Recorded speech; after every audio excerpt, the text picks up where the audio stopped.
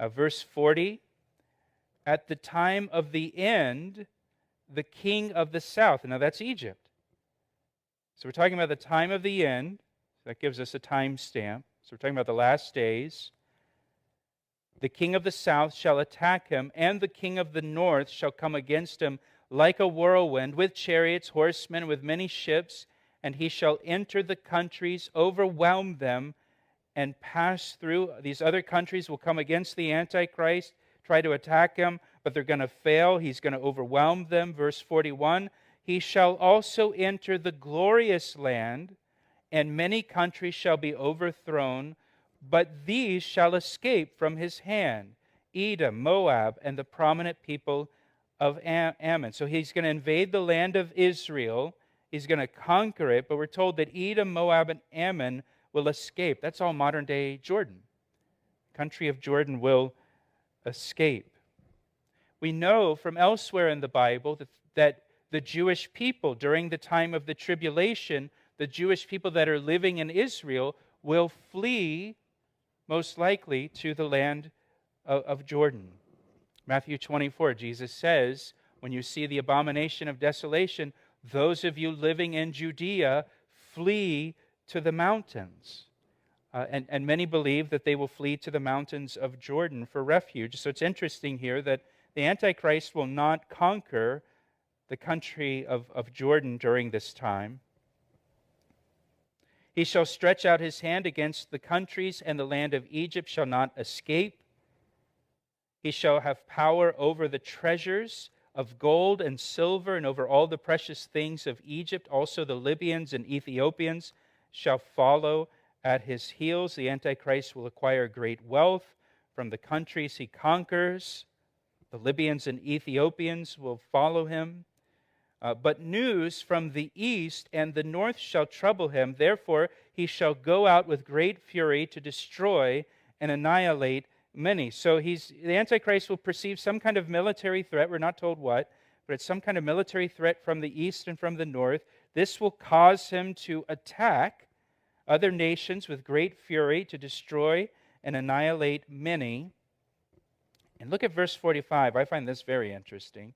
And he shall plant the tents of his palace between the seas and the glorious holy mountain. That's telling us that the Antichrist, he will set up his headquarters between the seas and the glorious holy mountain. That would be the Mediterranean Sea, possibly the Dead Sea or the Sea of Galilee. The holy mountain is Jerusalem. So the Antichrist will set up his headquarters in the land of Israel. Now, Israel is known, or at least it was known in ancient times, as the land between. The land between, because it sits between the continents of Europe, Asia, and Africa. And it's the land bridge between those three continents. So any kind of travel or commerce between those three continents, it passed through the land of Israel. You know, God didn't put his people like off in a corner somewhere, you know, in some obscure place. He put them at the most important intersection in the world, where all three continents come together, because he wants his people to be a witness in the world.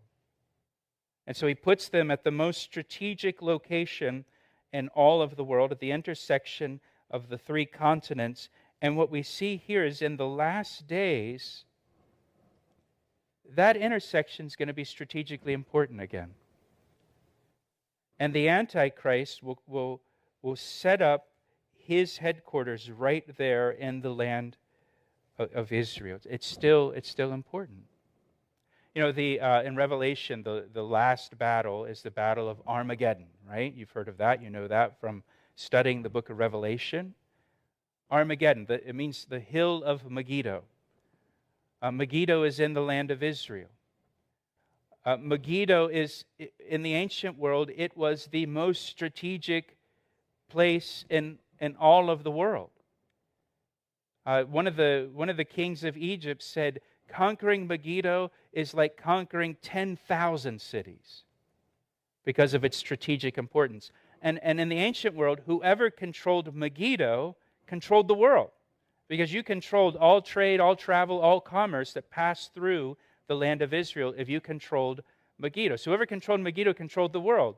And so isn't it interesting that the last battle for control of the world is going to take place at Armageddon, at the hill of Megiddo. And here with the Antichrist, he's going to rule the world. He could set up his headquarters anywhere, and he's going to set it up in Israel. Once again, it's going to be the most important intersection in the world. And then at the very end of verse 45, it says, "Yet he shall come to his end," the Antichrist, "and no one will help him." Jesus Christ will come again. And Jesus Christ will destroy the Antichrist with the brightness of his coming when he returns to the earth. And then Jesus Christ will set up his kingdom on the earth, and the kingdom age will begin.